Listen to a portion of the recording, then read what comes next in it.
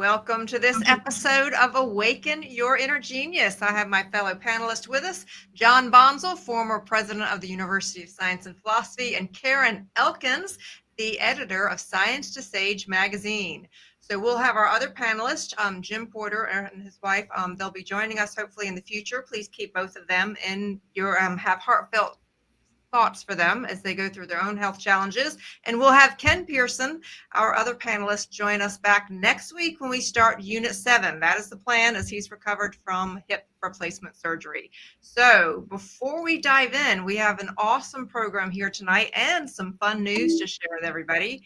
But let us begin. We know everyone's had a busy holiday weekend. Here we are on December 1st. Let us just tune in to the universal heartbeat of the ocean. You are welcome.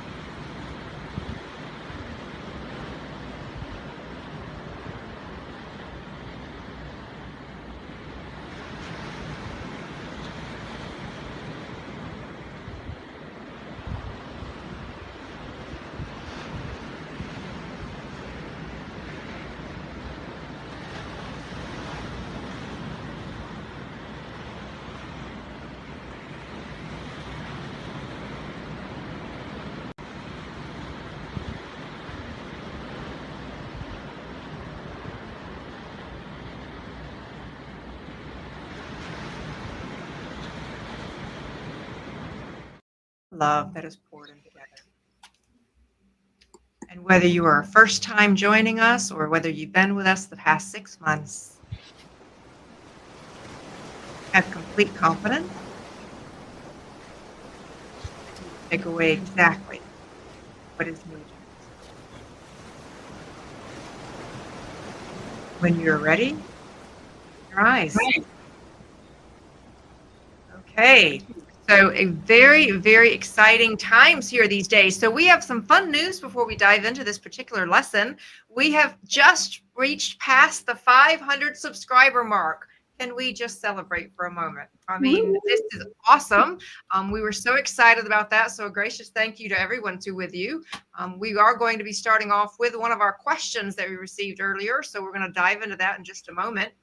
Before we do that, I was also going to mention to you that we are almost close, okay? We're inching closer to the number of watch hours that we need here on YouTube in order to start selling the t-shirts that we've been telling you about and having those available that many of you have asked. So we have already reached almost 2,200 watch hours. We need 3,000 watch hours. So we've now accomplished the 500 subscribers. A gracious thank you. So any of you over the holidays, if you happen to feel like turning on your YouTube and just having the videos run, know that you will be helping us reach that goal. So a gracious, gracious thank you. Hello, Rita. Hello, Deb, Deborah, Karen, and hello to all of our viewers here on TikTok and on YouTube. So a good evening to everyone. And so why don't we go ahead and tune in? We had, John, I'm going to ask if you'll read this we got an email from one of our watchers, Deb Tonkin, and if you'll just share with everyone what she had to say in both paragraphs. One was news that she was inspired, and the other was a question. It would be my pleasure. Anyway, Kim addressed, excuse me, this was... This came from Dee Tonkin. She sent it to all of us. This is Dee addressing us. Yes. Podcast panel. She said, I was so inspired by your last Awaken podcast that I dove back into lesson 23 again. As a result, I formed another book idea for the Nana Dee and Airy book series, which is based upon the science of the Russell teachings. The Trinity of Motion. Draft of the cover is attached. I am working on the story as illustrations as I am writing this. Just wanted to share my appreciation for all the hard work and let you know that your teaching of the home study course is impacting and inspiring others. Oh, well, that's beautiful. I have a question for Sunday. Since we're doing questions and answers, is the point of rest at the bottom curve of the wave and also at the top of the wave curve? Then is it return to rest at the bottom of the repeating wave? If so, within the wave is the simultaneous sequence rest at the trough of the wave, action, the upward part of the wave, rest, at the top of the wave, reaction, the downward slope of the wave, then rest again. And she asked us to please help clarify this understanding or misunderstanding this Sunday. So for our readers, our listeners, I'm going to ask you, well, Kimberly, do you want to just draw the wave on your All right, so do you want me to draw a straight line first? Straight line first. Okay. And then just do the crest and the trough up and down. That's it. Go ahead. Now, I'm going to ask you, Kimberly, if you would go back to the chart over your right shoulder. Could we do that? We sure can. So Kimberly drew this. So just imagine turning that 90 degrees and you're looking down that. You see the straight line in the middle there, guys, where all the octave waves are centered? That's the fulcrum. That's where God is. And each wave, crest and trough, is where action is. There's not rest there. That's where action, that's where life is. That's where the manifestation of idea is. And that straight line is where God is, and that's where zero is. So that line is the fulcrum for all ideas. So that's a great question by D. And I could see where, it could be confusing. And Kimberly, tell you what, take your pen and draw a matching circle, half circle underneath each one. All right, you want me to draw a half circle underneath this one? Yep. And you want me to do it in a different color? No, well, you can if you want. I only have blue, so we'll try it. That's all right. That'll work. That'll work. So you want me to do this? Yep, and go up and down. And wow, what do we see there? The helix. Isn't that interesting? But what you're seeing are spheres. Science calls them loops of force. But can you see that now twisting? Can you see that twisting motion? Ah, you mean like the toy that we showed last week, John? Yeah. You want to go ahead and bring the toy in? Kimberly's got new toys, guys. She's excited. I have toys. You know what? I almost want to say welcome everyone to our cosmic playground. Yes. So there we go. We were talking, and then John, what you were talking about is when it starts to do that. Yes. So as you're looking along that wave, that line, you have to try to envision spheres. And you got the 4, 3, 2, 1, 0, 0, 1, 2, 3, 4. And that is what is happening. And that motion continues and repeats itself into infinitum. Oh, and again, whether it's macro or micro, that sequence is forever throughout the universe. Aaron, you had something you wanted to add? Yeah, John, you can add. I'm going to say to James, add it now.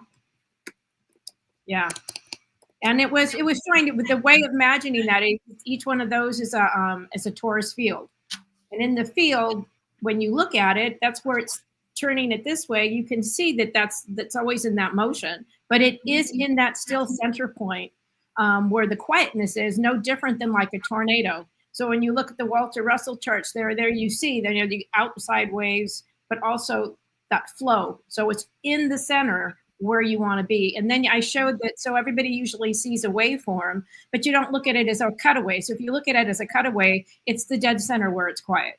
It's again like the hurricane. So that's just to give you an idea of dimension and flow.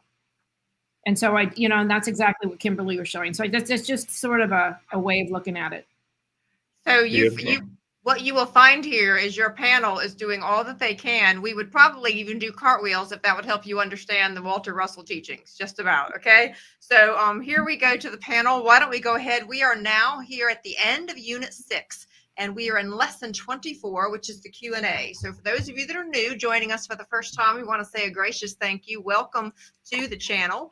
This is based on the works of Walter and Leo Russell. It's a home study course that is done 1 unit per month over the course of a year. And it is meant to be done every single year so that you raise in consciousness and you can begin to understand things at a greater level. So John is a 50-year student. Ken Pearson Online is a 30-year student. Karen has been working with the Russell work for the past 13 years, but this is her first time with the work. I am a 3-year student in this lifetime anyway. And we have Margaret Rue with us, who has been a guest panelist. And Margaret has been studying the work for how long, Margaret? Oh, since the 70s. Since the 70s. Margaret says, I'm not going to the years. 18 years. So, and Margaret Hanging had a in there with chance. John. Margaret actually worked with Leah Russell for 10 years. And so John also worked with Leah Russell for 2 years. And so we've got two incredible panelists here along the way. So I'm so thrilled to have you. Welcome, Margaret. It's always like a big bonus and a treat. So if you are all thank ready, you. I'm going to go ahead and direct us to our actual home study course. If you would, we're going to turn to page 473. And I'm going to have us start off here. And Margaret, if you would, I'm going to have right there with the highlighted sentence, the very first sentence for this particular one. Would you mind reading that? What's there in all caps? It says all questions. Yeah. All questions are answerable in light. Thou art light. Thou canst answer them. All right. What does that actually mean in your words? Well, from what you know, Margaret, before I ask John. I think that in unit 2, when they speak of their illuminations, they were actually right inside the fulcrum. So when you're inside the fulcrum and then looking out, you know it all. So when you're in the light, you're actually right in the fulcrum. You're right in the center of the action.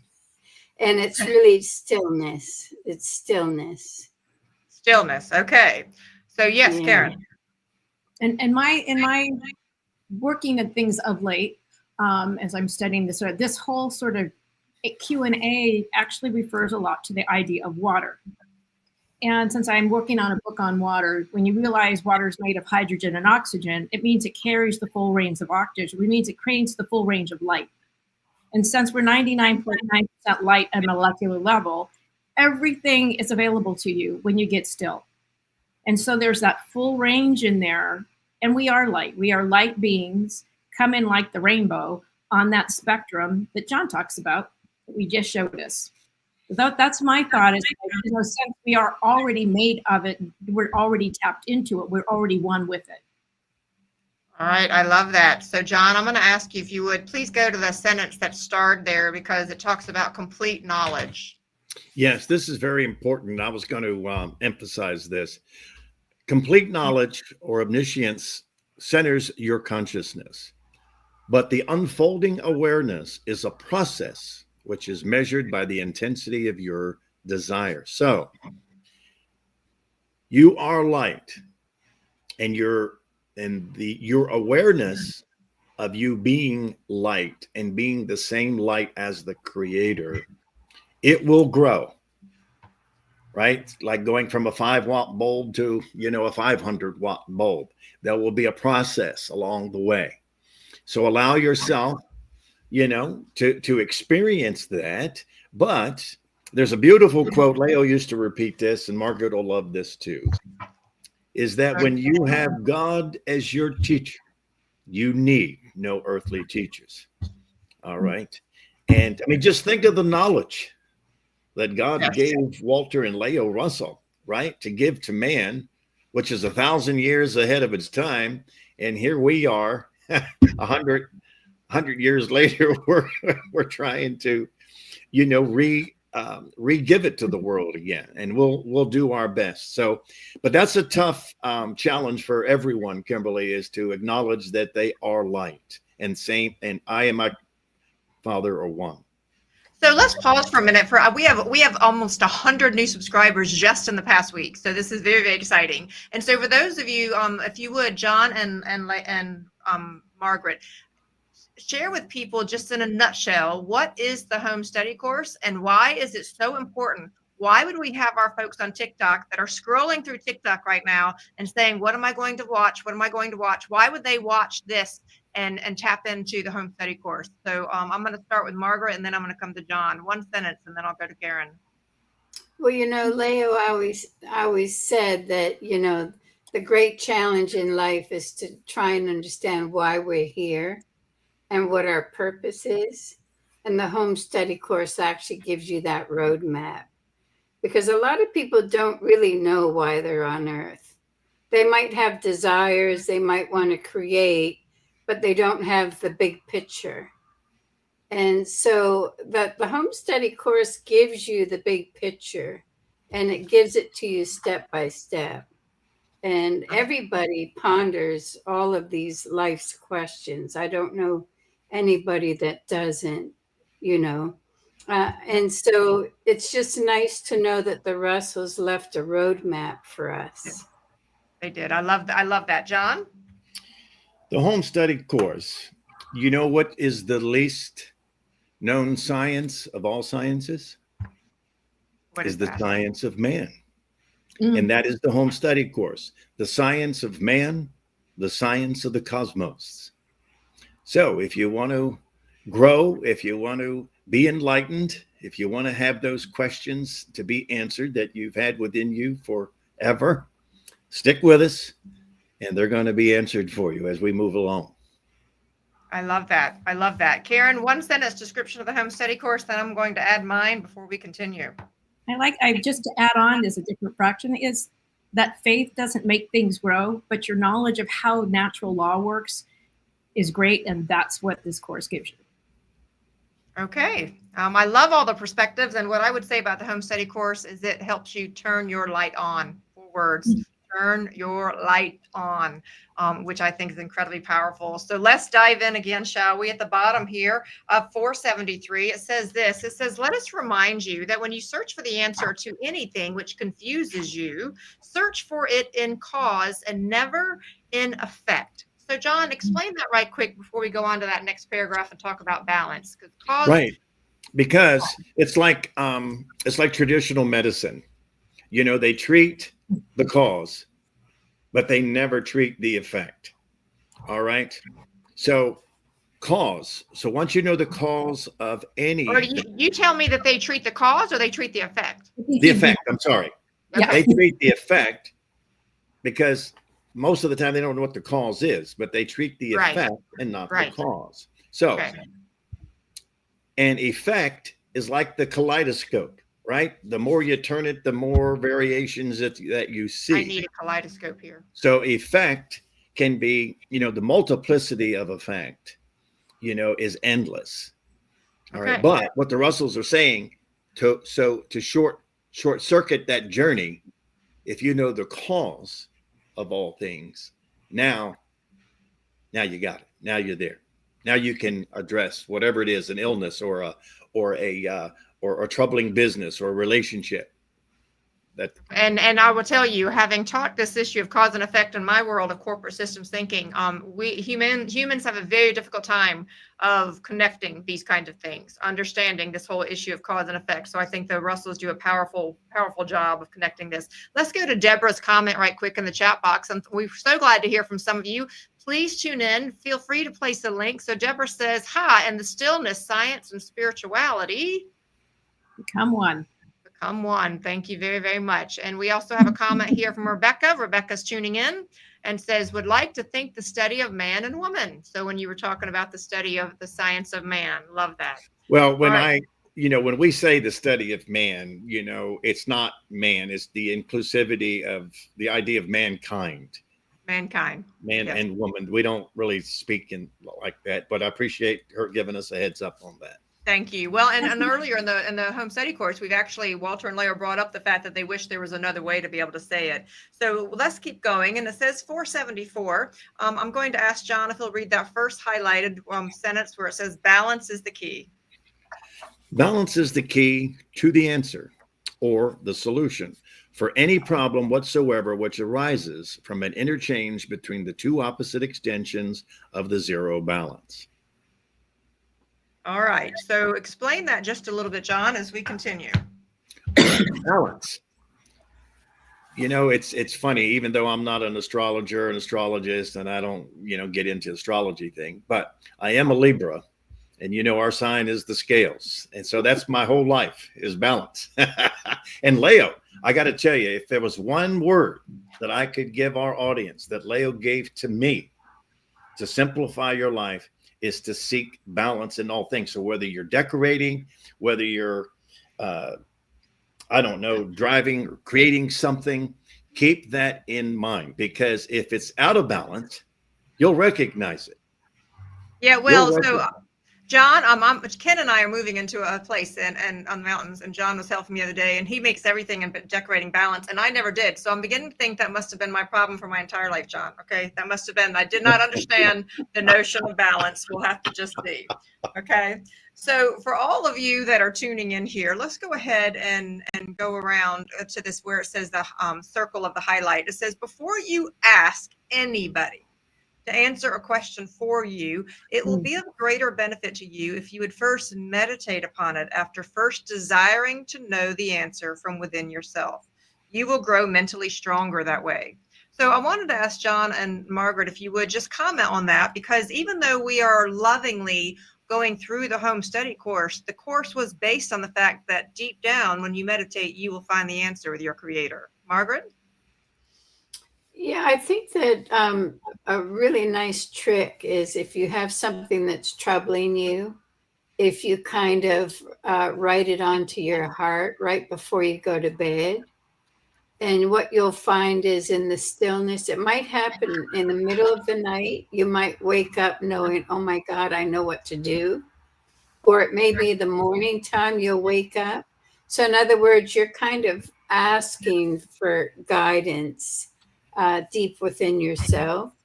And while you're still in the night, it's as though God answers that.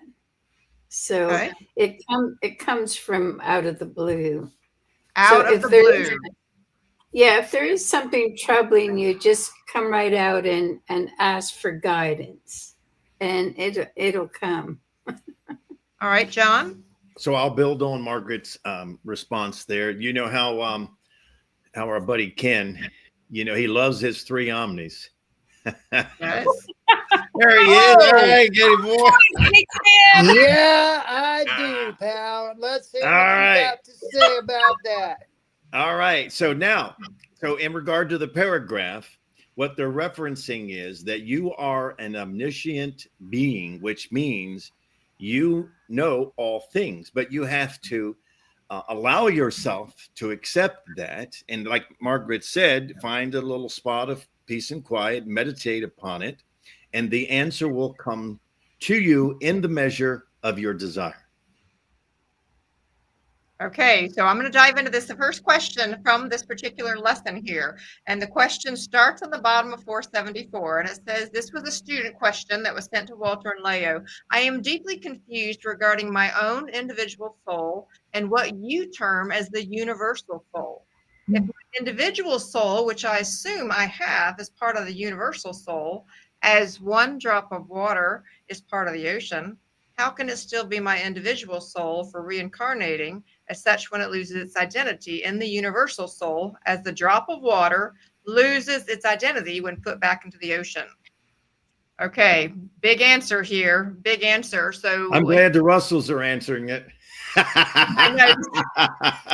Does that mean you're reading that next part, John? Yeah. Go for it. Yeah, why don't you read those first two paragraphs and then we'll open it up for discussion, John. All righty. Very good. This question is ahead of the lessons, but a brief answer will not only help satisfy your curiosity and remove part of the veil of your confusion, but will help prepare you for the lesson when it does come. The answer is that God has a wonderful bookkeeping system to record all of the thoughts and actions of his imagined universe of seeming separate things. All thoughts are recorded permanently in the zero elements of matter known as the inert gases, which are the seeds of all idea. Every thought, every desire, and every action of yours is what constitutes your individuality. There are cosmically recorded in these seeds, which surround that still center of consciousness, which is yours, just as a still center of gravity is surrounded by moving matter of earth. So I want to go down and mention what I highlighted in blue before I ask Ken to comment. We'll see how much energy he has to be with us here tonight. It says your body can be compared to the drop of water returned to the ocean, for your body and the earth are one. But your body is not your identity or your individuality. So Ken, do you want to chime into what this discussion is for this question? Yes, absolutely. Love to.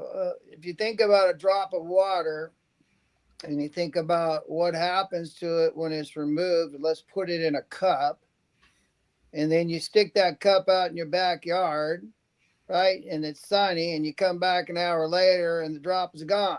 Well, it's not dead. It didn't refold. It's just evaporated. So it's beyond the sense ranging, but the water drop is still there. It really never leaves the ocean. It only seems to leave the ocean. So we are, as you'll learn in lessons, it talks about one soul, not many souls. We are all, right, God trying to find ourselves in duality, which is a struggle, which is difficult. But as we're being taught, we are God to the extent in which we relate our lives, our thought, feelings, and actions to God. But if we have thoughts and we have feelings and we take actions and we aren't doing those in a cooperative relationship with God, then God can't be there because we're not allowing God to be there. But we are all trying to find ourselves, and therefore we're all sons and daughters of the Most High. So for sons and daughters, we're of that lineage. Therefore, we're not divided anymore when we don't have these bodies, this duality. But that drop of water is going to evaporate, and then it's going to go up and hit up in the sky where it gets cold, and it's going to condensate and become a cloud. And then it's going to rain, and then the clouds are going to disappear. And you wouldn't say the clouds died and they weren't there anymore. They've just transformed into what? Rain. And now it's clear skies. You go back out and you look at that cup, and the water's back in the cup. You wouldn't say it's the same body, but you couldn't say it wasn't a part of the same body. So therefore, we only seemingly depart from God, but that's the illusion, right? Whatever action you take is going to be recorded in the space that surrounds your soul. That's how God keeps a recording system. So we don't get away with anything, but at the same time, the goal here, ultimate goal, is to become one with God in all things that we do. So our soul and God's soul are one. Yes. Okay. So anybody want to add to that, Karen? I'm just going to say that is to add on to that one. It's to recognize we are that drop. We are all of that. We all are part of the same symphony. As I said before, that one drop has the full spectrum in it.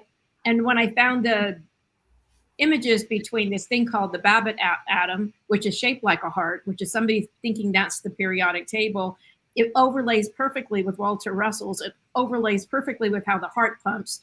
And then exactly how a water drop works. They're all in one. So it's like the mechanics of it are so absolutely spectacular that when you finally get that's the heartbeat of the universe and it's in within you, tap in and know it and recognize it. And the sense is there. So, well, this is why we actually start with the ocean as that meditation at the beginning, was to have people tune into that universal heartbeat. Margaret, you wanted to add something before we go on to the next question? Yeah, I think Leah really said it best when she indicated that the inert gas is like a seed. So our individuality is like a seed, in the same way that an acorn is a seed for a full oak tree.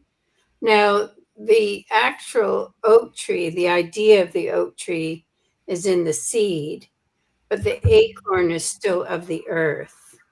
So in other words, our individual soul is recorded in the same way that a seed is. Okay. And again, the seed is the idea. So it's the idea which is dimensionless. Okay. Kimberly, if I could just add a little something to that real quickly.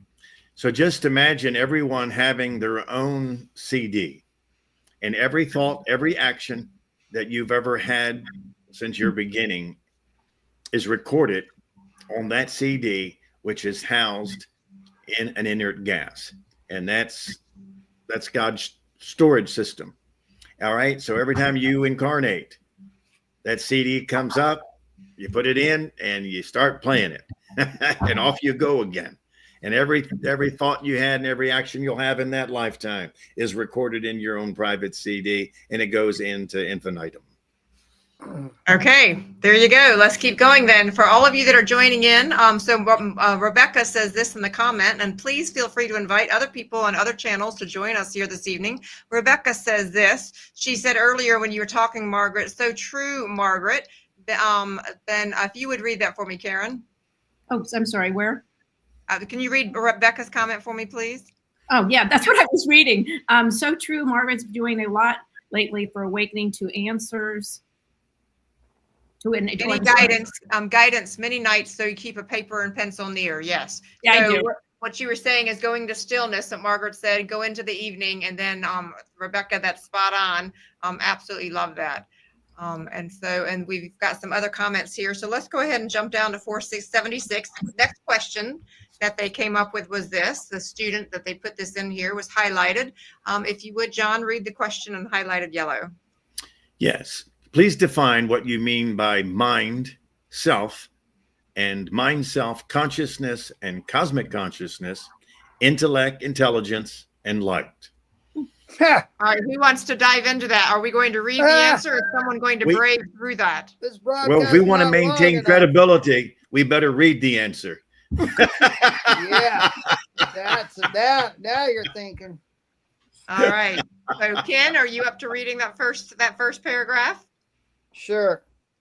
By mind and light, we mean that God, that which is God, it is the still invisible light from which the two visible lights of the divided light spectrum universe extend.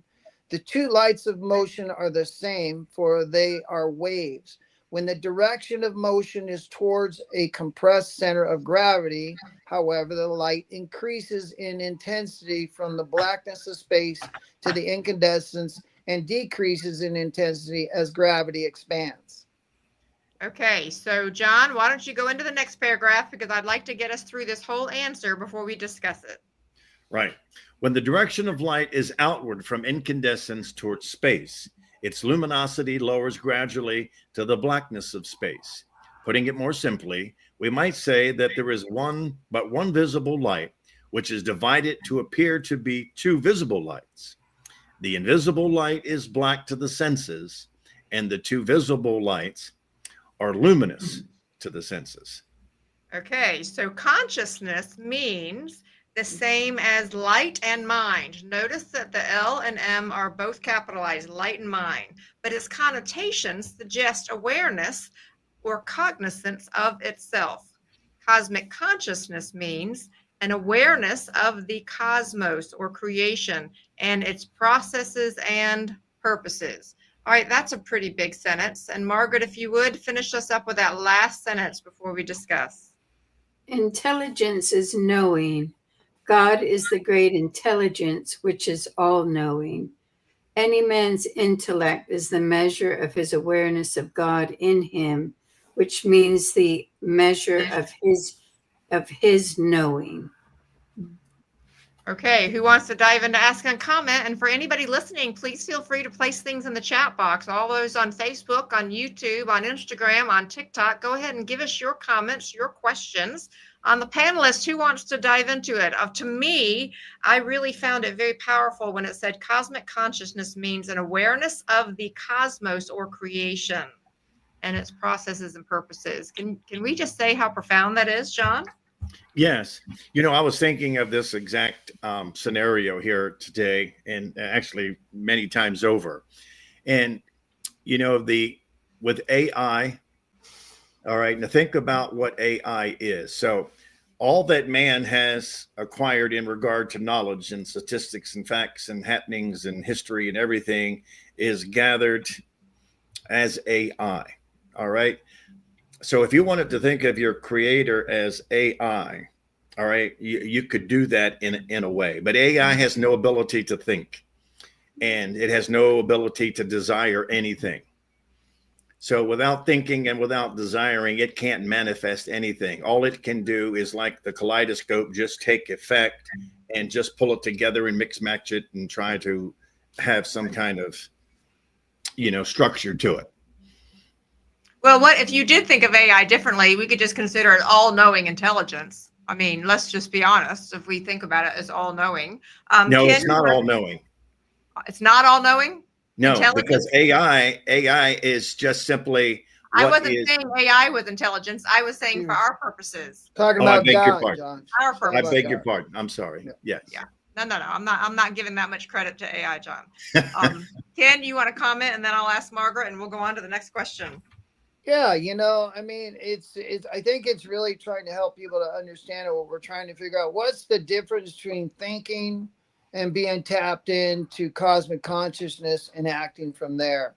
And that's something, a bit of a learning curve through this message, is the difference of me recognizing. So anything my body needs is thinking, but when I'm considering what my soul wants and what my soul desire is, that's seeking knowing. I'm seeking an inner relationship.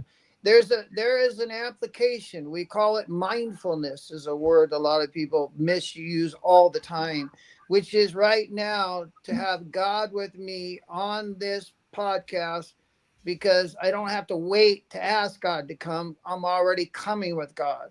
Whether I turn right or left in life, I used to have to prepare. Hey, God, which way should we go? But today I've been given the freedom of choice because I'm going with God because I have a relationship. This message is all about each page gets you one step closer to having a union with your creator and being at oneness with God. Listen, that sun you're looking at that you think is hot, well, one day it's going to burn out. So what do you think is going to happen to Earth? One day the Earth idea will be done.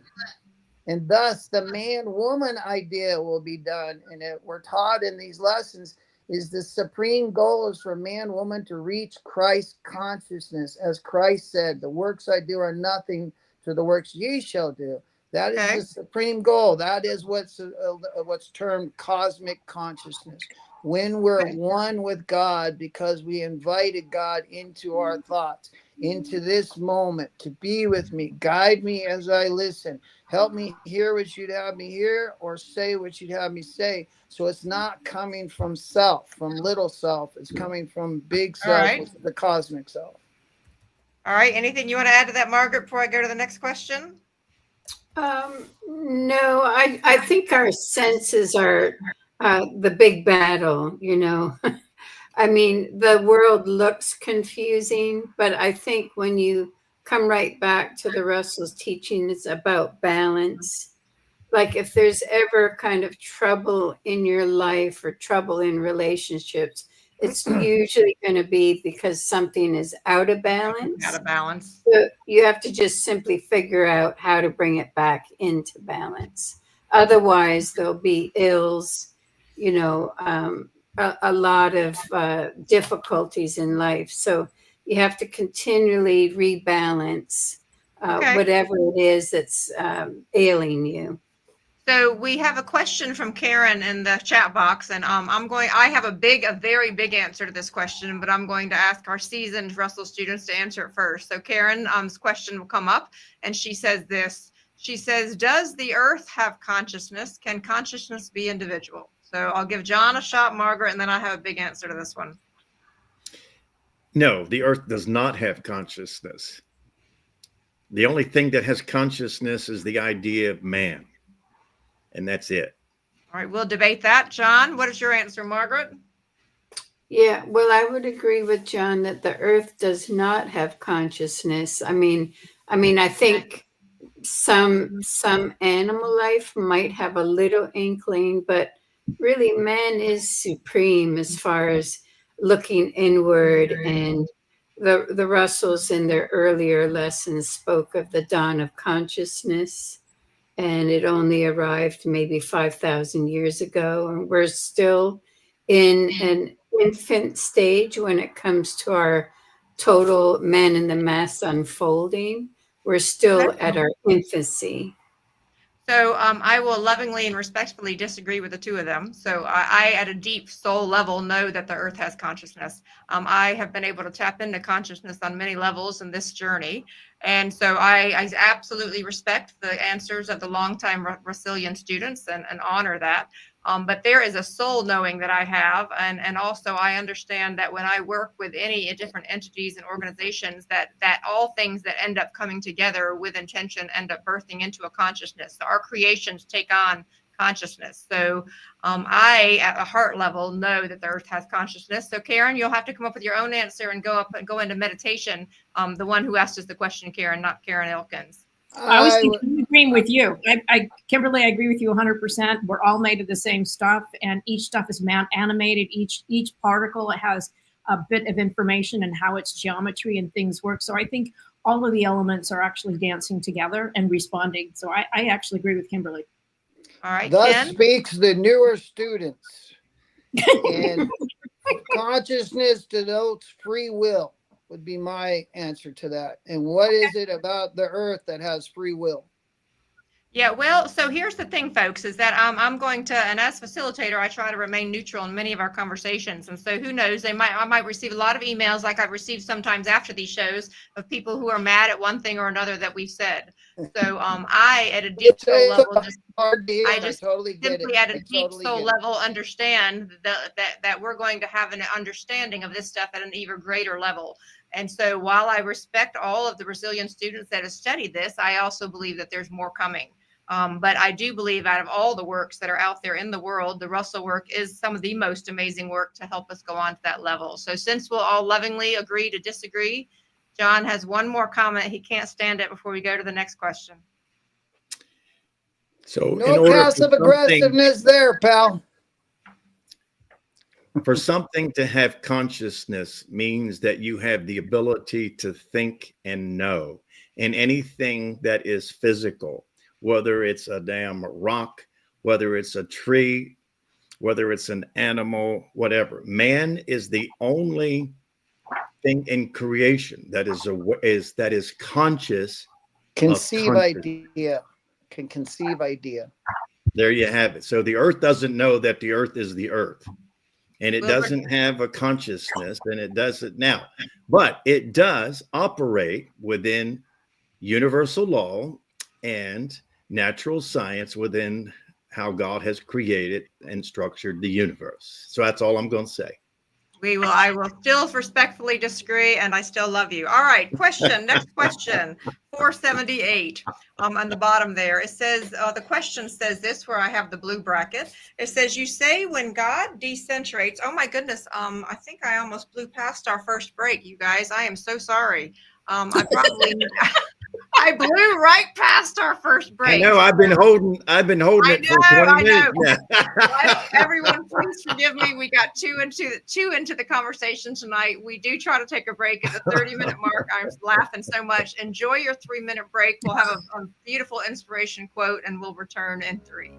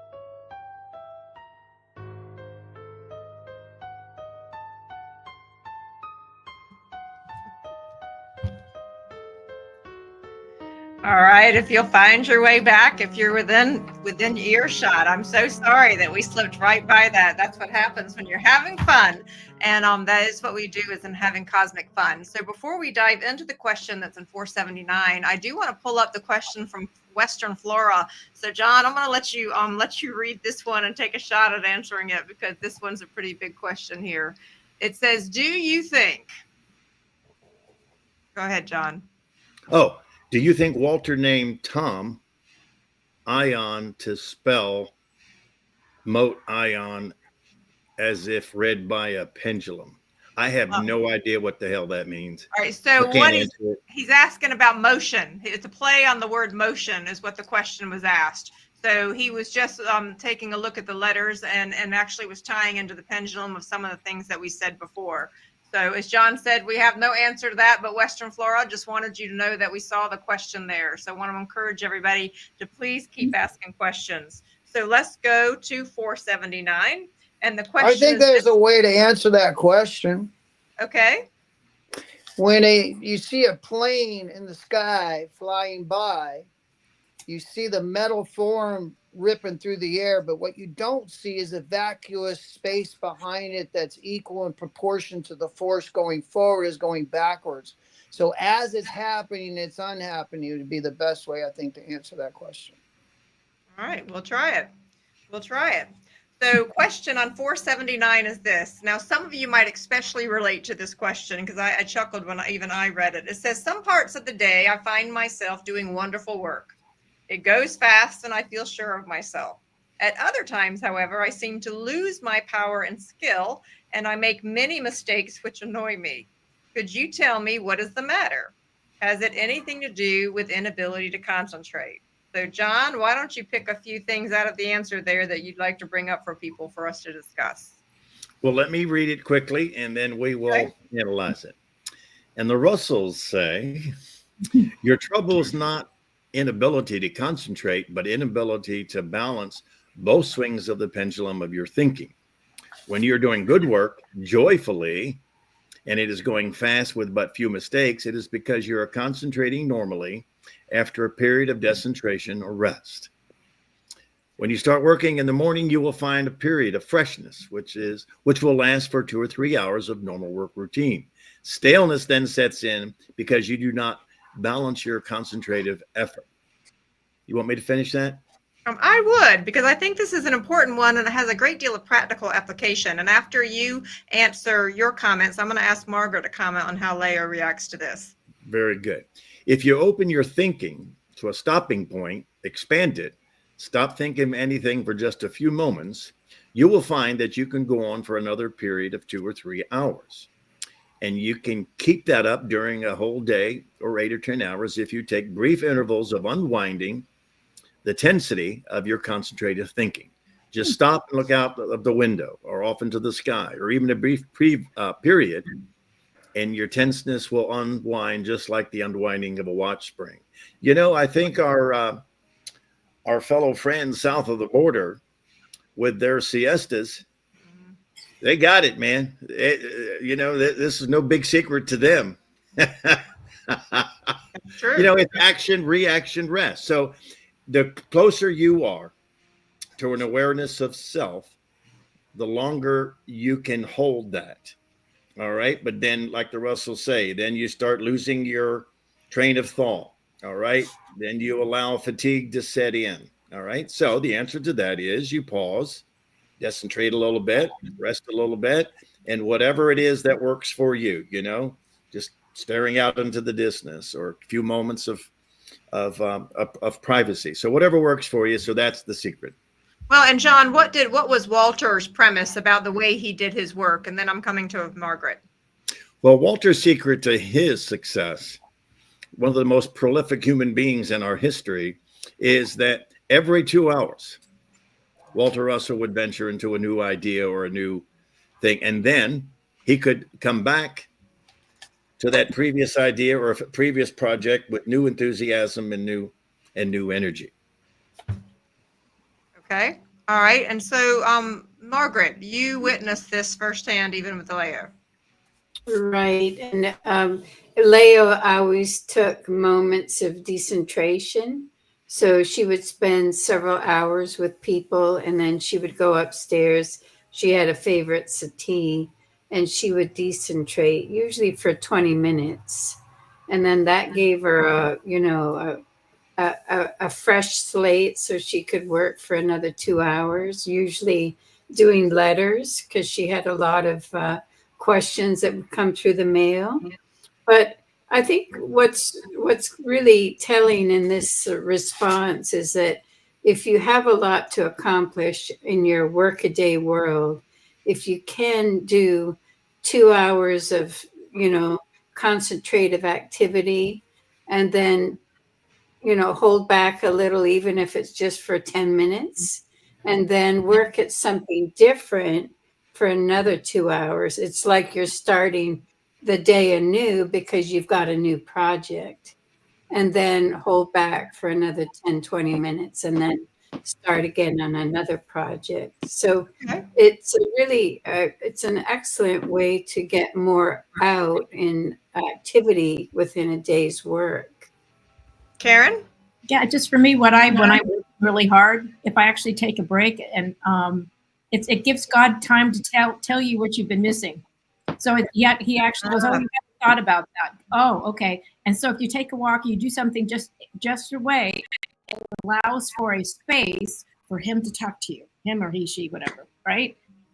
All right. So just taking a look as as James there scrolls through some of the illustrations, when you were mentioning, John, that Walter has done all of these drawings and all of this artwork and all of this, I mean, let's just, for anybody who's brand new to Walter Russell, taking a look at these images, if you could just in a nutshell remind them of all these different things that Walter did.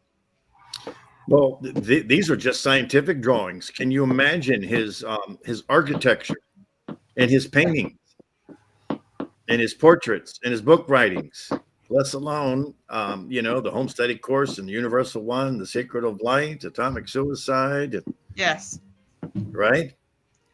Look at those drawings. Aren't they amazing? I'll tell you what, I never get tired of seeing those. Those are amazing.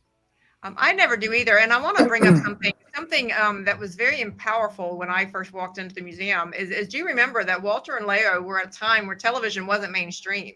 And when you think about the potential of humanity, part of what I believe, Kimberly Faith, my own personal belief, is I believe that potential of humanity is held hostage by the fact that we are so into social media and into television and into all the other things that keep us from expressing ourselves in a creative fashion. So I gave up television 10 years ago. I'm not saying that everyone has to do that, but what I have found is that, and when I don't have that distraction, I can go into these zones that we're talking about here and make it incredibly powerful. Now, I have a confession, John will second this as well, Ken, is that I wasn't always very good about the decentrating part. Okay, John Bonzel used to give me all kinds of smack about that when we first met. I've gotten better at that. Ken constantly reminds me of that, but I actually do decentrate more than what people think. And I just want to really, as one person anyone who's looking for how do you have your life be more expressive and tap into more of that potential, this formula of what we're discussing here is incredibly powerful. Anybody want to add before we continue? I'd like to come in on that response on that issue. In what it says in print, Walter states you can do creative endeavors for 2-hour windows, and you can go to another creative endeavor, but you got to put the creative endeavor down after about 2 hours. That was his measure, and that's why he could live 5 lives in one lifetime. When it comes to mechanical work, mowing the lawn, cleaning the house, shipping books, et cetera, that can be done over 14-hour days is what Leo and Margaret were doing. So that was much more mechanical. And of course, when you learn balance and rest, I'm fatigued. I need to rest right now. I'm thirsty. I need to get a glass of water. So, you're always finding that you need that break. That's called inner voice will tell you, hey, take a breather. But he never suggested that you work on a painting, let's say of the wave painting. Would he work on it for 2 hours, go take a break and come back to the wave painting? He believed you had to go to another endeavor, creative endeavor, and that you could then put another 2 fresh hours on it. It was not going back to that 2 hour that he had logged on his creativity. That was creativity and mechanicalism. So let's continue this conversation then, because actually in the next question there towards the bottom of page 480, the question was, can one decentrate and continue to work? And in the green brackets, it goes, no, unless your work is pure automatic routine, such as working on an assembly line. And this is what I wanted to highlight for everyone. The more creative your work is, which requires you to think, the more you need to decentrate to get more knowledge for you to think and to form by concentrating. So let's pause for a moment and ask everybody in the chat box, if you would, please put in there, how good are you at decentrating? Do you do that on a routine basis? How often each day do you go to a zero still point so that you can then be energized for the rest of the day? So I'd love to see what our participants say from our TikTok, our YouTube, our Instagram followers, Facebook. Please go ahead and chime in. So Margaret, it seems like this next question that's on the bottom of page 480, you would be a great one to actually ask this question and answer it. And she says, they said, what do you personally do? Go ahead, Margaret. Okay, hold on. What do you personally do, Dr. and Leo Russell? Oh, okay. Okay. What do you personally do, Dr. and Leo Russell, in your work to concentrate and decentrate? So would you like me to ask? The answer, because I thought their answer was really wise. Okay. Yeah. So answer. We take the most important work first. If that work is a portrait sitting or writing a book, we start it full of the vigor which follows a long night of decentration, which is rest from thinking and rest of body, or reinvigorated by 2 hours of other kind of work, which is in itself a relaxation. We work for 2 hours, for experience tells us that we can do creative work for 2 hours. Then we stop, decentrate for a short time, and can do equally well at something else for 2 hours. And we can do that continually for 10 to 14 hours without ever feeling fatigued. I'll be done. Okay. Look at that. You know, Wow. Leo did work very long hours, and sometimes I wonder if she would have lived to be in her 90s if she hadn't overworked, because you can overdo it too. Sometimes when a person's desire is so great, they can't stop themselves, and so you can actually wear your body down. The body is a tool, but it can wear out. So I often think that, you know, actually with a person of her mental power, she should have lived to be in her 90s, but she overworked herself. Wow. John? I was going to say to Margaret, if she wouldn't have chased all those young men that came into the palace, she would have jumped in there and helped Leo a little more. She might have made it into her 90s, but I don't know where that came from. It's humor. So let's scroll down to the next question on the bottom of page 482. And the question is this: could you give an example of concentration and decentration in some material form other than mental to help us understand it better? And the answer is this. They said, yes, we could give you thousands of such examples. Consider a big log of wood. Go up a little bit, James. It's above that. Keep going. Yep, up, yep, right there with a bracket. Okay, it could be a big log of wood. In that dense form, it is concentrated into the body of an idea.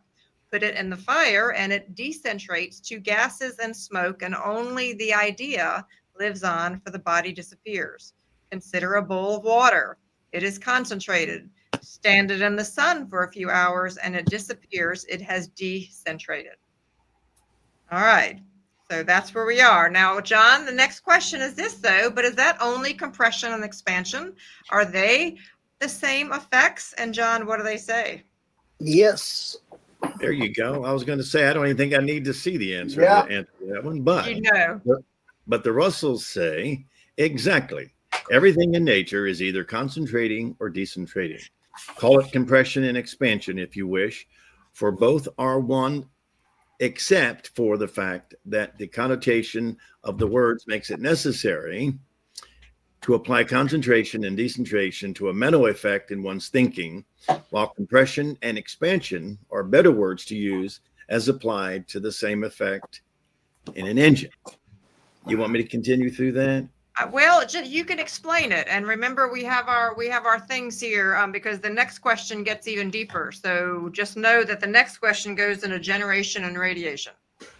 Yeah, if, to kind of simplify all of this, it's just simply compression, expansion, male, female. All right, Kimberly, I think you've got there We they have are. it. So whether All right. it's, So let's whether go ahead. it's the water, whether it's the water in the bowl and it disappears, well, it comes into the bowl in one direction, then it goes out of your sense range in the other direction, only to hit that wall of inertia and then reverse its process. And so go ahead, Kimberly, can you spin one of those? All right. So There you go. Compression, expansion. Look how Let it simple come that out is. the other side. now, first of all, let's give a lot of credit to our team member, Joey, who helped us figure out how to 3D print the colors. So these are the only ones in the universe, although I guess God made the first one. So you all know what I'm saying. So John, what do you want to say? There's There we- another thing about concentration and decentration. Like if you take our breathing, when you breathe in, the compression is within ourselves, but simultaneously, the decentration happens simultaneously. So you've got concentration within, but decentration outside.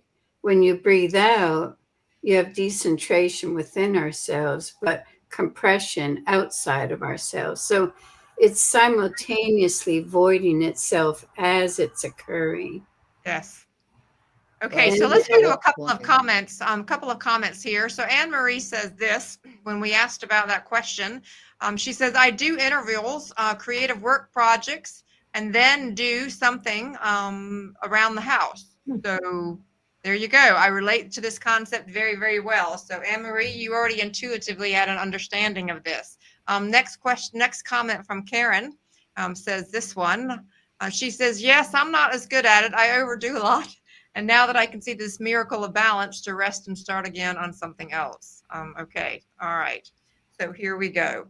Now, because we still have a lot of other questions, my friends on the panel, I am going to jump ahead a little bit here. And I want to go down to one of the answers on page 483 in the yellow brackets, because they were talking about, and they were talking about thinking, and right there, and it says, the more we can induce you to form the habit of thinking in terms of the universal heartbeat, which pumps inward, which you were saying, Margaret, from the outside, and outward from the inside of your breathing, which also pumps inward and then outward to expand, so that it can again compress, the farther you will go in life. So I'm just going to ask for our seasoned students to comment on this, is that you've been living these lessons for 30 years, for 50 years, and Karen, you've also been living it for over a decade here. What would you say to someone brand new who is tuning into this idea of the universal heartbeat? John? Oh, I'm sorry. I thought you were talking to Karen. Well, I think what would help, and this is what I've done for a long time, is in your everyday, whether it's in nature or your everyday interactions with people or in your working, is try to find examples of compression and expansion. That's all there is in the universe. And the more you can identify those sequences, it will help you to understand that that's all there is. So, for example, right. So if you stop in something and you never bring it to fruition, then you have residue, you have unbalance. And until you finish it, that residue is going to sit there.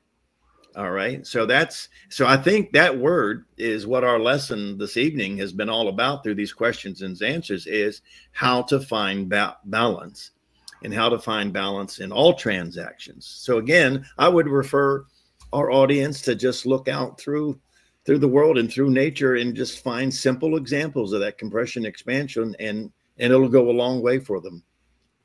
Very, very well said. Karen, you have a thought, and then I'm going to go to jump ahead to a question on the bottom of page 483. It goes back to the circuit, because your body operates just like an electrical circuit, just like the moon, how it cycles, how we start high, it goes down, it needs to regenerate, it goes back up again, and it's exactly how the heart pumps. And so it starts powerful, and then it gets to the bottom, and then it needs to pump back up. So it's telling you the cycles, but it's actually the heartbeat of how your own heart works. So if you actually pay attention as an electrical circuit, you kind of get that following nature is it. John's got one. Well, I was just going to build on Karen's mentioning of the heart. And so you have our arterial system and our venous system, right? And one's blue and one's red. So we'll let our audience figure out which one's male and which one's female. You already told us. Oh. Emily and I got confused. All right, so I'm going to jump ahead because I work hard to pull out the practical things, and we still have a few more questions and answers, because I do want to spend some time on Walter and Leo's closing letter in this particular unit. But the question is at the bottom of page 483 says this. They were referring to where above it says meditation induces inspiration, and they said, I wish you would explain that idea further. I always thought it was absolutely imperative that we think and reason things out. And their answer was this, and I'll be asking the group to discuss this. If you know a thing, and for those of you that have your home study course, please highlight that word know in all caps. If you know a thing, you can take it apart by thinking it into form through action. But if you only half know a thing or do not know it at all, but try to think it out by comparing one condition or thing or experience with another through your senses, you have but guessed or experimented. You may progress slowly, but you waste time. Quick solutions to creative problems lie within the stillness of yourself. And so listen closely to this next one, and I'll ask the team to comment. If you take a little walk in the woods and talk with God about it, you will not need to guess or reason or to think about it. Think it out. Always remember that your mind, in all caps, can tell you more in a minute than your senses can tell you in years. Margaret? I think that takes a lot of fine tuning too. Like a lot of people are not at that stage yet, perhaps, but it's probably a methodology to really try and fine tune and learn and practice. But if you do go quiet and, and earnestly desire an answer to your issue or your problem, it will come. And a lot of it is just simply starting by some kind of action. Because once you start with some kind of action, you feel like you're progressing and you won't feel as stressed. So I would say first go quiet, and then at least, even if it's doing something mechanical,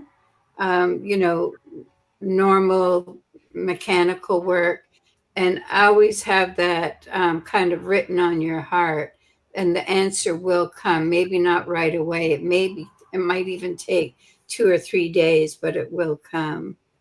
Well, and don't you find it fascinating? I want to bring to everyone's conscious awareness of just how noisy the world is. Do you really think that's an accident? Do you think it's an accident that we have a television in every corner of an airport? Do you think it's an accident that we're encouraged to have all kinds of music on at all times? Do you think it's an accident that the sound of social media is blaring in our ears? So if we really understand that the universe knows that silence is the way that we access all of this creativity and this inspiration, don't we find it rather interesting that the world is designed to be completely opposite? John? I would like to make a comment about the experimentation part that the Russell said there. Dr. Russell was the sculptural biographer for Thomas Edison, and he knew him very well. In one of Dr. Russell's lectures, he talks about all the experimentation that Edison did and the years that it took him to finalize the idea of the light bulb. And Dr. Russell had an opportunity to share with him that if he would have taken more time to lie down on that couch in his office and seek that inspiration and that stillness, the answer would have come to him a lot quicker. And that's not saying that there's things wrong with experimentation, because like Margaret was saying, eventually the answer will come to you, through trial and error and trial and error. Right. But if you just go to God and say, hey, God, what is the next thing I do? And if you'll listen, the answer will be there for you. But I just wanted to share, how.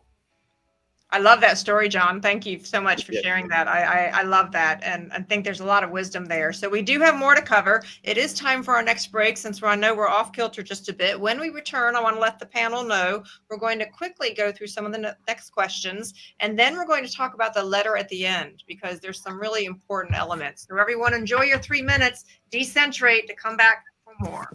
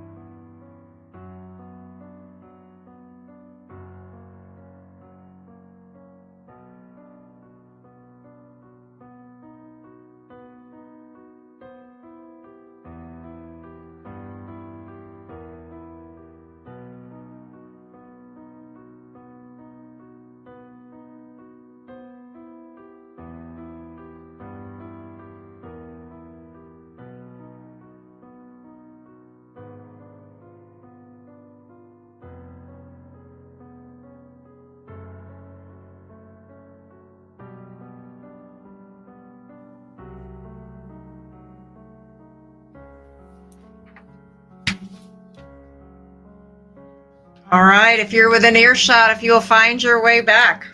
Find your way back. We have a few more things to discuss. Want to thank everyone for being here, and thanks for the comments that we have here in the chat box.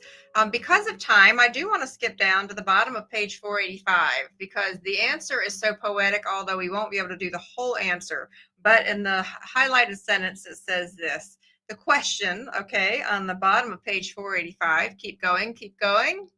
Keep going, James. All right there.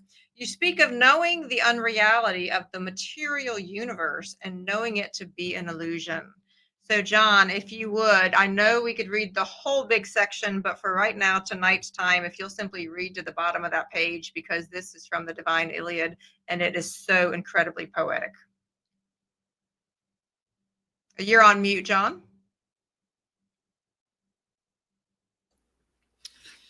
Behold in me the one inseparable. Two things there are not in my universe. There is but me. Everything that is. Of everything that is. Nothing is of itself alone. All things are indissolubly united. This is a universe of seeming, an imaged universe of thinking, an action universe of desiring. That which mind desires will appear in the image of that desire. So we're not going to be able to read the whole next page, but I do want to pull that up. And James, if we could try to shrink it, I just want to mention a couple of things. It says, without motion, my cosmic play could not be played, nor could its actors be. Without change, my undivided one idea could not unfold. Without time, my drama of my creating universe could have no sequence. And for all of you that are home study, you have your own home study course, because we recommend this to everyone. On page 486, please star that page and spend some time in meditation. There are so many nuggets. You can scroll down and see how much I highlighted, how much I starred. I mean, we could spend the whole session right there on this Divine Iliad. And for me, I find the Divine Iliad is actually, describe, John, if you would, what was the Divine Iliad for any of those who are new to listening tonight? The Divine Iliad was the direct recording, if you will, of Dr. Russell writing down his 39-day and night illumination. And the meter in which the Divine Iliads are written is basically it's like Dr. Russell was taking dictation from God. That would be the best way to explain it. And you have to read it, and you have to start slowly. And it's a 2-book volume. But once you kind of familiarize yourself with that meter, it really will start to resonate with you, and you'll kind of be, you'll almost be overwhelmed in a sense. And if I could, Kimberly, I just wanted we could come up with one word to describe all that you and I read. And that is light, the undivided light of the one. Yes. And so while we at the Awaken Show focus on the man who tapped the secrets of the universe in the home study course, they do reference in the home study course some of the other works of the Walter Russell. You can find those at philosophy.org. You can use a code called Awaken10 to get a discount on those other things. And I wanted to share with the panel, it was a very exciting weekend here. They had a big event in Waynesboro, and 500 people came through the museum. Margaret, you were actually here yesterday, and you saw, because you see people's response to what's happening. Anything you want to share with the group? And for my other team, we're going to be going there to the middle of 488 in just a moment. Yeah, it was a real highlight, because it was largely local people. And so the Russell Museum had really tremendous exposure, and it takes the mystery out really of what the museum is. And then I met several people that actually had been up to Swannanoa when the Russells were there and when I was there. So that was quite surprising too, to actually meet people that, from that long ago. So I thought it was a great event, and the people were very appreciative of it as well. Well, and everyone that's on the screen and every one of you that are listening here, please understand that you are part of continuing this legacy. And John, I know that you were incredibly committed to preserving the legacy of Walter and Leo Russell as well. And I believe that even 10 years out, 20 years out, people are going to be even more appreciative. Why is it so important for all the work that everyone's doing to preserve this legacy for the future? And then after you, I'm going to ask Karen to chime in. Well, this message, if you will, that the Russells delivered, if it is accepted, if it is spread throughout the world, then mankind will save himself from himself. And I cannot think of any other message on this planet that is as complete as this home study course. The cosmogony of man. Yes. And the cosmos. And so you can go far and wide, and anybody that wants to jump in and say they found something better and more proficient in describing this, then man, bring it here. I'd love to study it. Karen, why do you believe it's so important for us to preserve the legacy? As I've been doing the magazines over the last 15 years, I always go back to Walter Russell. I always find that there's that truth in it, and it's a thing that bridges everything else. And Yes. the more I get it, the deeper I know it. And it is the fundamental core of what I have focused on, but also every other seed brings me back to Walter Russell. Well, and what I love about the Russell work is that to me, it's like having the outer puzzle pieces for all the other things that many of us have studied in our lifetime. Yep. And it's like a lovely way to be able to place that all together. So due to time, I'm going to jump ahead to page 490. And the question is this. It says, you have both spoken so many times about knowing all there is to know timelessly. Okay, so we're on 490, timelessly. And no matter how I try to think it out, I cannot understand it. Everything takes at least some time to create. Could you clear that up a little for me? John, what was their answer? Their answer is, you are right when you say that every creating thing takes time. For example, if it takes 50 years of time to grow an oak tree from a seed, but if you look at an oak seed, you can know the oak tree, which is within, is timelessly. Knowledge of idea does not belong to a three-dimensional space, time, and thought universe. Knowledge of idea and the qualities which belong to the light of God's still universe of mind are timeless. It is only the expression of an idea which takes time. By expression of an idea, we mean giving it a material body. It means transforming qualities of the still light, which you cannot sense, into quantities of the moving lights, which you can sense. So that's pretty simple. A lot of words, but it's pretty simple, right? It's a thought wave universe. Thinking and desire are the two most powerful things in the universe.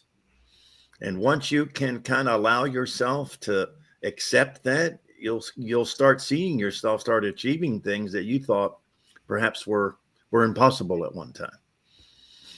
So Ken, the very last comment on the next page that we have highlighted is really where we started our home study course, and it talks about all questions are. Would you mind reading that, please? Yeah, but I just have to come back to what Mr. Bonds will say. I would put it in the state of desiring and knowing. Thinking could be very confusing because we think with our brain, we know with our mind. So knowing and desiring, I believe, are the two most powerful elements. And I think that's probably what he was saying. Anyway, I formulate questions to ask you. Then I study a little more and find that I myself am able to answer them.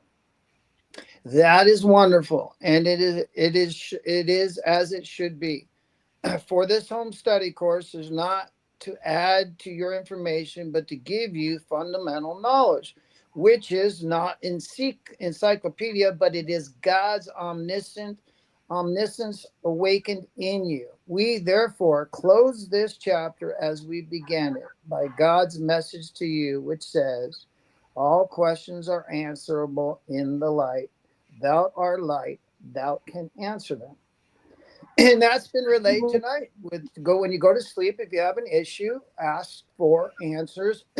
Go to sleep knowing you're not going to get your answers unless you go to sleep. So you toss and turn and flip-flop, you're not going to sleep. God is not going to answer them unless you get to let it go. So that's the action reaction sequence. But you're a part of that sequence in terms of the petition, and then the performance is going to sleep knowing that I'll wake with the answers. If the performance is, I can't sleep, I just can't get it out of my head, well, then you're not really truly giving it to God to answer for you or for your consciousness. So in let's terms of bring that, up, yes. I hope that answers that question. Yes, let's bring up Karen's comment there in the chat box here. Karen says this, and the other Karen, if you would read her comment, please. I love this work. I feel like I waited all my life for this, and everything prepared me. My thinking brought me here. Amen to that. Or my desire. Karen corrected her own self. She says, my desire. Here you go. We got a bingo. We got a bingo. My desire. So for the crew, what I'd like to do is point out a couple of things that really touched my heart and Leo and Walter's wrap up letter here. And so as we scroll to 493, I'd like to bring out a few things and then ask you all to comment. First of all, in the blue highlighted section, I want just everyone to notice that it says our dear friends and students. And so, Margaret, if you would just comment, that's really how their approach was, is that they saw everyone not only as students, but as dear friends. Can you comment on that? Yes, Leo always saw herself in everyone. And so when they wrote the home study course, they really, really simplified it. And I know for new students tuning in, maybe some of the language is a little different, but Leo really, really tried to simplify it as much as possible. And I just recently proofread Atomic Suicide because we're going into a reprint, and it gave me an even greater appreciation for how Leo influenced Walter Russell in simplifying the science. And so that's why, I think when she wrote it, she was really writing it to beginning students. And so it's very personable in the way that she wrote. And that's why she always starts out with dear friends and students, because she really saw herself in everybody. Well, and I wanted to bring that out, Margaret, because that's what I sensed. And as the letter continued, I want to go to the highlighted sentence, and it says, to truly know yourself is to know all mankind. And with this knowledge comes not only greater happiness in life because of a sense of belonging, but a multiplication of personal power for expression spiritually, mentally, and physically. And in the next paragraph, they go on to talk more about the law of balance. And as you scroll down, I want to refer to the paragraph when they said, your letters to us throughout the many months have been an ever greater source of inspiration and delight. We cannot adequately describe the happiness and satisfaction they give us in knowing how much the home study course has done and is doing for the multiplication of power through the unfolding of your cosmic awareness. We are especially pleased to know that whole families and many couples are studying the course together. And so could the panel refer to that? Because studying this as a collective has a different kind of power. John, can you comment? Well, Oh, now you want to come back? John? I really don't know what to say to that because I haven't experienced that in my own personal life. I got 5 people on the screen here, and then I have all these people in the audience that I've never seen or met. But yet here we are sharing and expressing this message. And but that's the intent. I believe that's an intentional statement there, that it's to be shared with loved ones and family and friends and so on. And if you're lucky enough to be able to do that, that's a wonderful thing. And that was how the message was to be spread. Well, and that's what I wanted to bring up because I thought that was a beautifully said. And I wanted to go ahead and jump down here to the bottom of page 494. We recognize with honor that everyone is probably pretty worn out from a pretty holiday weekend. But if we'll jump down to the bottom of page 494 where I have it highlighted, and it says this: the Divine Iliad message tells us that people will not listen until they have suffered enough. World suffering is now limited to fear intentions. Must our people be stripped of their luxuries, their homes, and their freedom before they fully awaken and arise to the last man? We hope not. Now, what I thought was intriguing about this paragraph was the fact that this was written in the 1950s, and here we are, 2024, and it still is relevant today. Margaret? Yeah, it sure is. And, Leo, I always said that, what's happening worldwide could eventually happen here. And of course, they always say what happens anywhere happens everywhere. So, we should really feel sensitive to the plight of people in other countries because it could happen to us at any time. You know, Well, and that was their message, Margaret. As we scroll down here, I want to point out to everybody on the place there on 495, where I have it highlighted and yellow circled, is then I want to say this to everyone who is listening to this now or in the future. You are to be the seed of the new cosmic age. So this is why all of us are on the screen doing this. And as it goes into the blue highlight, it says the most important lesson man must learn is how to live in peace with his fellow man. And Karen, I know that's a big sweet spot for you about learning to live in peace with your fellow man. Yep. But I think the more we study the work in the sense and understand natural law, we can learn to be more peacefully in it and be respectful that we are really made of the same thing, and that we need to be conscious of how we treat others. And there towards the end of a 495, it says this: as you restudy these 24 lessons, so we're halfway through the home study course. Can we just celebrate this for a moment? Everybody do a little dance, maybe pat yourself on the back. We are halfway through the home study course. This has been I'll drink to that. lovely labor. It would be a lot more rested had we gotten our breaks, but yeah, go ahead. And it says, so she says, as you restudy these 24 lessons, and we trust that each year of your life you will restudy them, you will be amazed perhaps at the change in your thinking, for such a change is gradual. And so final comments here to the panel as we're wrapping up. And anybody here from our participants, our students that are listening as well, final comments. We don't have a video to end tonight as we finish this holiday weekend. We will be starting in Unit 7 next, but what else do you want to say? What needs to be said here this evening from any of you? I'd like to say something and give Margaret some. I thought what she said was very profound about proofreading atomic suicide. And I know that in Margaret's story, what brought her up to the mountain to meet Leo and get involved in this was atomic suicide. So to hear 50 plus years later to make a pass, and she just said, and I got to see more, even more this time, and see the beauty of how this was brought together by the grace of God, for sure. Margaret, you got a comment, and then John?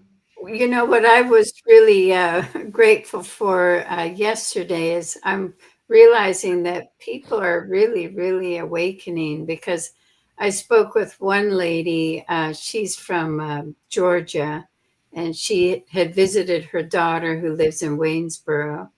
And she was expressing Leo's philosophy, even though she hadn't read Leo Russell. So I just had to donate the love book to her because I knew it was going to resonate with her. And she was expressing it not so much in a religious way either, but in a very intuitive way, just based on her own life experience. And she was, middle-aged, had a grandchild that had a lot of health issues, and a daughter that also had health issues, and she had to help them through it. But here this woman had, just a tremendous compassion. And I made the remark to her, I said, a man's work is always very visible, but a woman's work is invisible. And she really resonated with that, because she's worked very hard all her life supporting her daughter and grandchild and her husband. But she was really deep in her knowledge already, just through living. It was amazing. Exciting. Yeah. Exciting to see the awakening of humanity. John, and then I'll have Karen, and then I'll finish up this evening as we finish up our first day of December. Well, a few paragraphs up, the Russells mentioned about oneness and other people. So once you can grasp your oneness with your creator, and then you can transfer that oneness to everyone that you see. Remember in the Iliad, God said there are no two separable things in the universe. So when you can someday look at another human being and see them as you, and attach the same qualities to them that you do of yourself, and you're living, you've made it. And think of what a world it would be if everyone could see and respect each other as themselves, it'd be a wonderful thing. So that's maybe the ultimate goal of It our is. teachings and the effort that we're putting forward this evening. Wow. So well said. So well said. Karen? I'm going to pass on this one. Go ahead. All right. So I just simply want to thank everyone. What a wonderful conversation here. Please know that this panel is pouring a lot of love and effort and energy into this. I want to say a gracious thank you to everyone who's on this panel. There's lots of work that go behind the scenes. Joey and James keep us all on track behind the scenes. All of our social media comes from our team as well.